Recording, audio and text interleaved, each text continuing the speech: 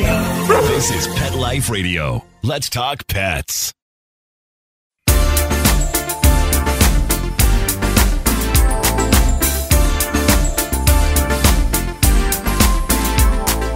Rappaport to the rescue with award-winning animal advocate Jill Rappaport. Hi, welcome to Rappaport to the Rescue. I'm Jill Rappaport. I am really dancing on air. I am so excited to tell you all about my new TV special called Rappaport to the Rescue. Sound familiar? Same as the podcast. It is airing tomorrow night, Thursday, August 31st on ABC. The ABC owned and operated stations, which are all across the country. And check your local listings because you can find it on channel 110. Starting tomorrow night, it will repeat all weekend. And then on September 7th, it will air on Hulu and Disney Streaming and will repeat all next weekend. This is really an incredible opportunity for me. I got to feature some of the most amazing animal advocates, including the one and only Bill Berloni, who you hear regularly on this show and who will be joining us. And Bill will be bringing on 3 superstars of the stage and screen, including Richard Burton, who is truly getting all the buzz on the new Sex and the City sequel. And just like that, we'll hear about Richard Burton.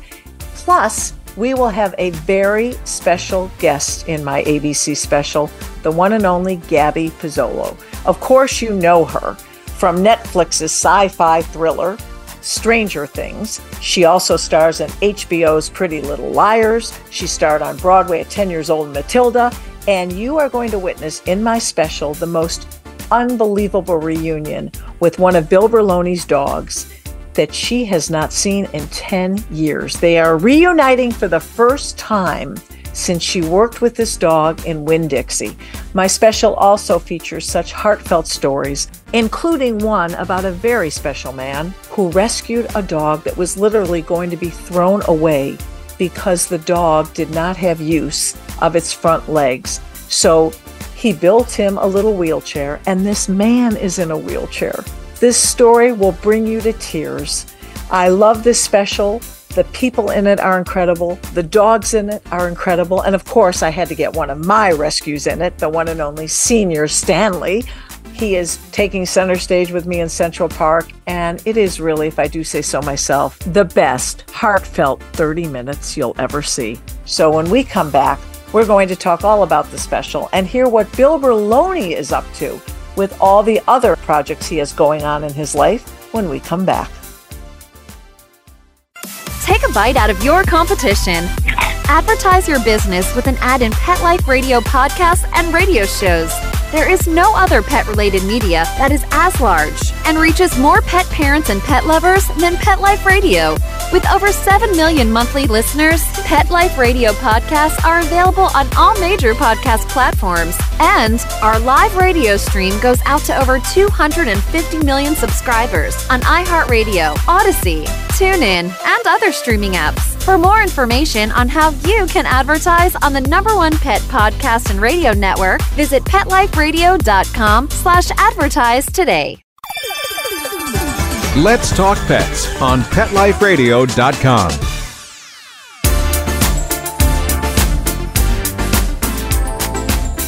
Welcome back to Rappaport to the Rescue. I'm joined now with the one and only master trainer whose dog is really taking center stage right now. We will get into that in a moment, but Bill Berloni, so great to see you. What a month you have had. Oh, I know, Jill. Thanks for having me back on the show. It's great to be together with you again. And it's all about rescue dogs. Absolutely. And Bill, as you know, I just talked about in the open having this incredible opportunity with ABC, this show, which they allowed me to call Rappaport to the Rescue. I was so excited about that. It's called Rappaport to the Rescue. It's airing next week. And of course, as you know, I could never do anything without having you. You're my good luck charm. So, Bill, you were our leading guest on the show, and you brought 2 of your fur superstars. And one in particular, Richard Burton, is getting press like we all dream of.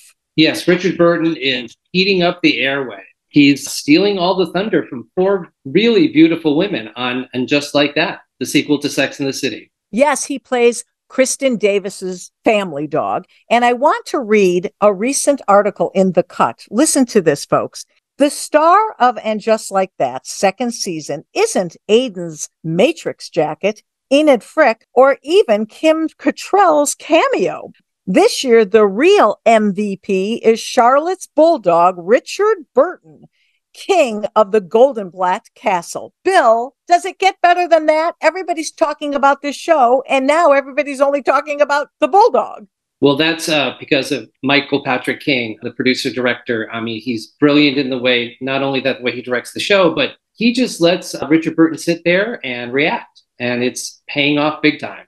Well, what is incredible, I just watched the last episode, and that dog with the expressions, you can't get a better actor than that. He is so perfect when they throw the lines at him, the way they zero in and cut to those expressions at that time. He is a true superstar, and I think he knows it. What do you think, Bill? Yeah, now he lays around the house and expects us to bring him treats and, air conditioning on and wants me to read the press to him. But at the bottom of it, it's just a rescue dog who's so grateful to be in a loving home. And the fact that this publication said that he's the real star of the show, that people anticipate his appearance more than Kim Cattrall's?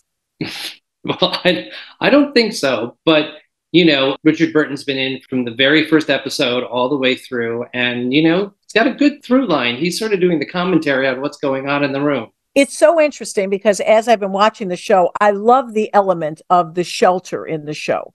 And the last episode and the one before, they featured this animal shelter. And in the one before, they opened up a box of kittens, which they now introduced one to Sarah Jessica Parker's character, Carrie, of course. And we just learned from Sarah Jessica Parker herself that she has officially adopted the little kitten in the show that they call Shoe, but she calls him Lotus at home. And those were your kittens, Bill, from the Humane Society of New York. They were. We had 2 litters. There were a total of 12 so that we could find the exact right one. Kittens are infants, and we didn't want to pick a kitten who might be too afraid or too active. And so, I wanted a good array, knowing that the minute we picked one, there would be a line to adopt these kittens. All of them have been adopted into beautiful homes. But yeah, it was a lot of fun. And then to try and get a kitten to work on a set, kind of interesting. And I would imagine the adoption applications are pouring in for Richard Burton, but he is yours for life. For life, yep. Well, Bill, I had the pleasure of meeting Richard Burton up close and personal. And yes, he did demand a autograph on my show coming up on ABC, Rappaport to the Rescue. You, of course, were our leading guest, along with Gabby Pizzolo. Let's discuss the 3 dogs you brought with you that day, because Richard Burton just sat there like the true star and champ that he is. But we also had the star of Annie. Yes, one of the dogs who was starring in the road company of Annie. His name is Bailey. And they start in September of this year, 2023, and go till June of 2024. And Bailey plays Sandy. Yep. And what our listeners, if they don't remember, need to know and understand is you take these animals, you find them from the most dire situations, literally, some at death's door or hoping for a second chance for a new life. You not only rescue them, save them, love them, nurture them, take care of them, they turn into superstars on the stage and screen, which just goes to show you how amazing these rescue animals are. Yes, not just, how can I say it? First off, they're so appreciative. When you adopt an animal, they know that you've made their lives tremendously better. And so they're willing to do more than, say, maybe a dog you've raised from home. Number 2, that stardom turns into good publicity for rescue. They become ambassadors for rescue. And, my favorite line is, anybody could have walked into that shelter and adopted this dog the day before I did. So I'm the one who just got lucky. And then they get to be adored by the cast, the crews, the fans, to the point where you have a dog who may be on death's door, all of a sudden is in this center of love with so many people working. And then they come home to my wife, Dorothy, and I, and they're like starving for attention because there's just 2 of us now instead of 50 people. Right. What's amazing, though, Bill, besides giving them a new leash on life, you've trained them to be just the perfect pet. I mean, we were filming in the middle of Central Park, okay, in a hot summer day. We made sure we shot very early in the morning, but still summer day.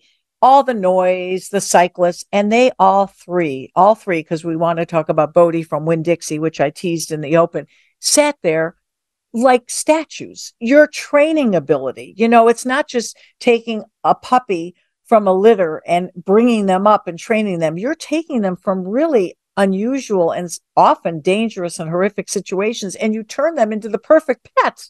Well, the secret is positive reinforcement. The minute someone tries to force me to do something is the minute I turn around and go the other way. So, we take these dogs, we shower them with love, we give them security, we give them courage. And so they can go to Central Park in the midst of all that. And there's nowhere else they'd rather be than sitting by my side. And that's really the test of how we train. And that was so obvious in the show, which I told you, Bill, I texted you. I just got to see an advance copy. You were fabulous. And the dogs will just melt your heart. So in my special, we have, of course, the one and only Richard Burton. We have Sandy starring in Annie. And of course, Bodie, who left such an indelible mark, or I should say an indelible paw, on Gabby's life. Tell me how Bodie came into your life.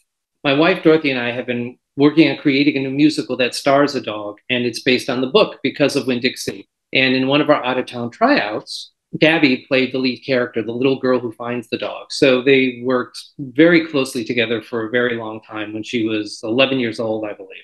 But, I adopted him to do our show. And before he even got to do Winn-Dixie, he appeared in Peter Pan Live on NBC. They needed a big sheepdog to play Nana. With Allison Williams, right? Yeah, Allison Williams. So he made his television debut, then he made his stage debut. And he's been starring in TV shows like High Maintenance. This season on NBC, he starred as Joe Pesci's dog in Bucket. So, he goes back from theater to film. And he's starring in my show. Thanks to you, all three of your wonderful dogs take center stage. And I want to thank you again for your friendship, your devotion, and your commitment to our wonderful rescue animals.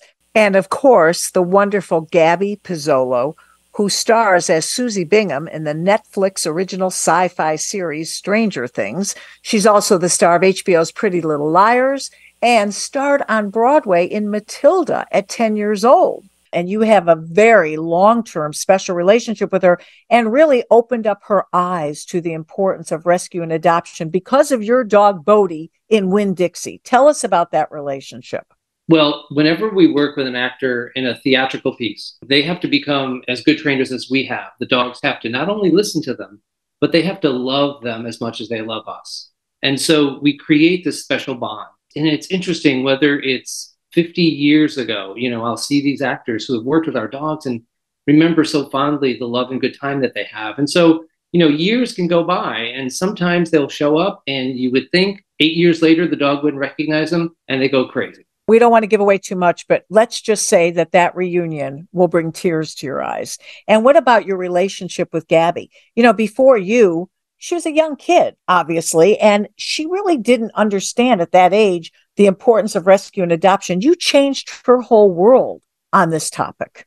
Gabby comes from a great family. They work a lot. She had her career, and they really thought it wouldn't be responsible to have a dog in their lifetime at this time. So they had rescue cats, which was great. So when I met her and introduced her to the world of the dog and the response that you get from having a canine friend, it changed the way she looked at dogs. And not just that, rescue in general. She really became a rescue advocate and tells all her friends and everybody to rescue an animal.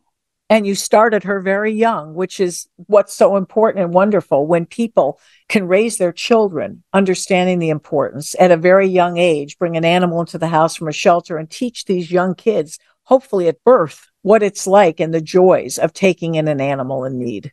Absolutely. The only way we're going to change the future is by teaching the children. So true. And Bill, I'm plugging my show on ABC, which you are an integral part of. Let's talk about your other projects. Yeah. Right now I'm doing a brand new musical, a world premiere of a show called On Cedar Street. And it's created by the 4 women who did the Tony Award-winning show Secret Garden. Oh. So I'm working with this incredible team, and it's a beautiful story. And of course, there's a rescue dog who gets rescued and ends up changing the lives of everybody she meets. So again, it's that beautiful story, and to be part of a new play where we get to try things and move audiences and all that sort of stuff is really what I love doing the best.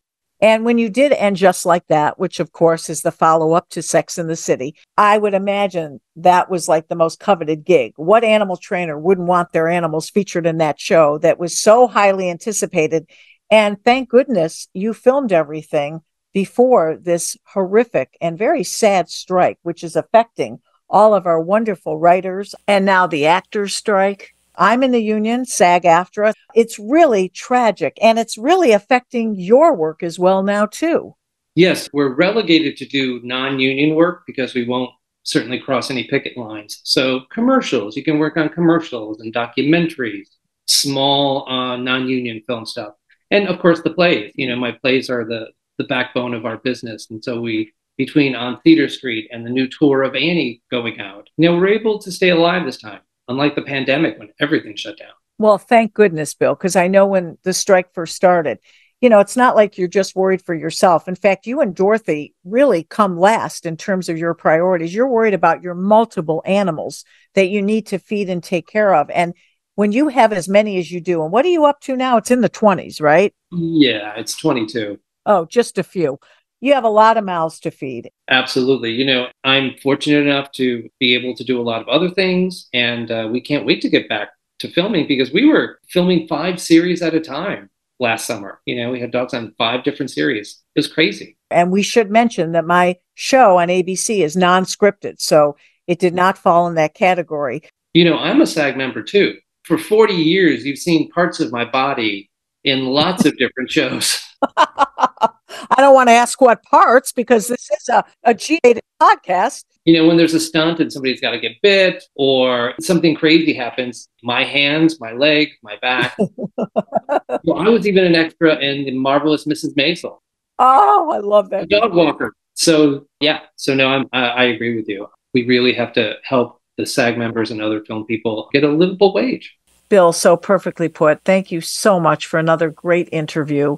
And I'm really excited to have you join me tomorrow night on my special, Rappaport to the Rescue, same name as the podcast, airing August 31st, which is tomorrow night on the ABC owned and operated stations across the country. Check your local listings. It airs on 110, channel 110 on Optimum, 8:30 p.m.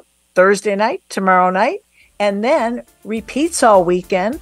September 7th airs again on Hulu and Disney streaming and airs all weekend next weekend. I am so thrilled for this opportunity and thank you all for joining me on this edition of Rappaport to the Rescue. Let's Talk Pets every week on demand, only on PetLifeRadio.com.